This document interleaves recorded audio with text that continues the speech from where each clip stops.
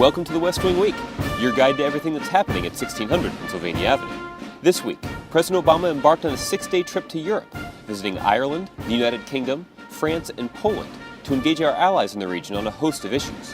While overseas, the president pledged support for those back home, affected by devastating tornadoes in Missouri and across the Midwest. Before leaving, the president met with Israeli Prime Minister Netanyahu and went to CIA headquarters in Langley, Virginia. That's May 20th to the 26th, or OCONUS 3, a homecoming of sorts. My name is Barack Obama of the Moneygall Obamas. And I've come home to find the apostrophe that we lost somewhere along the way. On Friday, May 20th, the president welcomed Prime Minister Netanyahu to the White House to discuss a wide range of issues, including our support for Israeli security, the changes sweeping the Middle East in places like Egypt and Tunisia, and the importance of achieving a lasting peace between the Israelis and Palestinians. We agreed that there is a moment of opportunity that can be seized as a consequence of the Arab Spring, but also acknowledge that there are significant perils as well, and that it's going to be important for the United States and Israel to consult closely as we see developments unfold. Later, President Obama visited CIA headquarters in Langley, Virginia, to personally thank the intelligence community for each of their efforts to find Osama bin Laden and achieve the most significant victory yet in the war to defeat al-Qaeda. As you go about your work with incredible diligence and dedication every single day, I hope all of you understand how important it is, how grateful I am, and that you have the thanks of a grateful nation. On Monday morning, May 23rd, the president was briefed aboard Air Force One about the devastating tornadoes in the Midwest, while he traveled to Dublin, Ireland, the first stop on his trip. He first met with President McAleese at the palace, where he planted a tree of peace not far from the spot where Presidents Kennedy and Clinton had years earlier. Next, the president and First Lady visited Taoiseach Kenny to discuss a host of bilateral issues. Oh, what a wonderful writer she is. The president then traveled to Moneygall, a small town in Ireland where the president has roots. This is what the streetscape is like in the present day. Well, that's wonderful. Oh, yeah. See, this is the homestead. This is Michelle.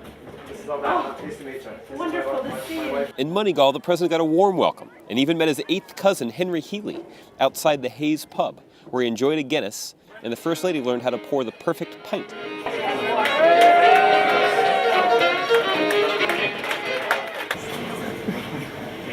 All right, I just want everybody to know I finished the fight. So if anybody asks. I'm very, very grateful to all of you, and I know the town put in a lot of work for this extraordinary greeting, so we appreciate it. Later, the president returned to Dublin to speak about the ties between the United States and Ireland to a crowd topping 25,000 people at a celebration at College Green. But first, he boned up on his Gaelic. Ahis forum bayonet. Corja. Hard.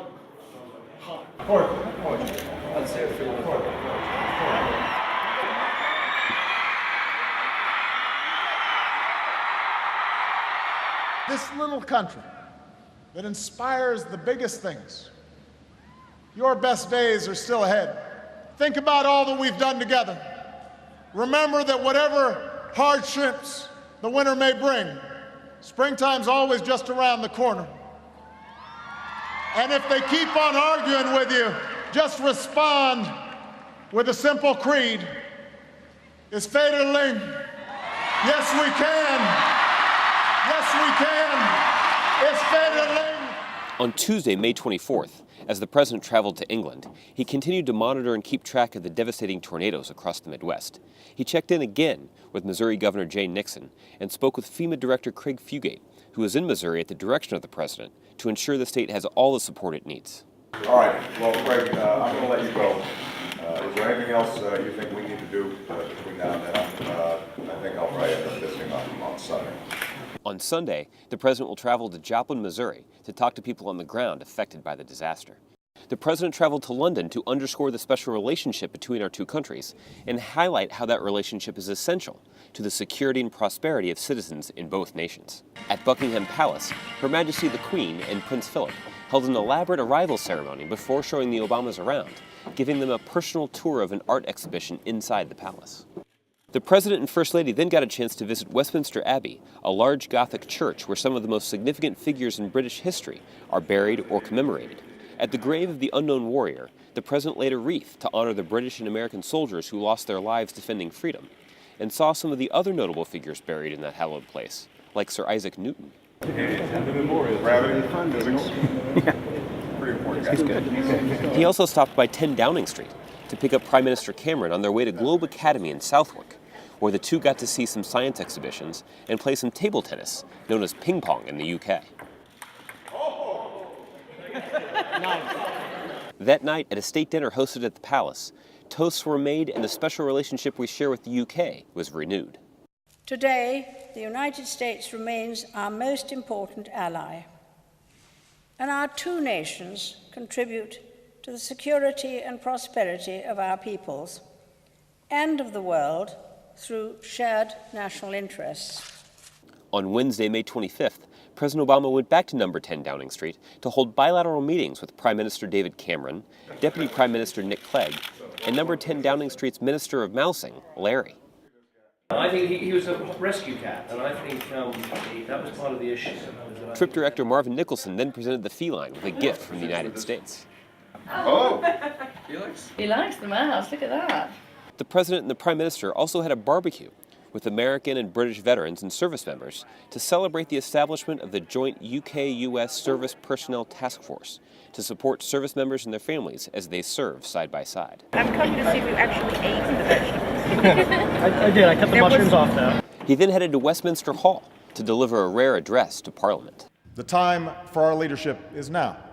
It was the United States and the United Kingdom and our democratic allies that shaped a world in which new nations could emerge and individuals could thrive. And even as more nations take on the responsibilities of global leadership, our alliance will remain indispensable to the goal of a century that is more peaceful, more prosperous, and more just. President Obama went on to travel to the G8 in France, a leading forum of international cooperation across a wide range of issues since 1975. This year builds on that legacy, with economic, political, and security issues at the forefront. In addition to France and the U.S., participants included the UK, Germany, Japan, Italy, Canada, Russia, and the European Union. To find out more information on any of these topics or to see complete videos of these events, go to whitehouse.gov. And thanks again for checking out your West Wing Week. You know, if members of Congress aren't behaving, give them a little paddle, a little hurl.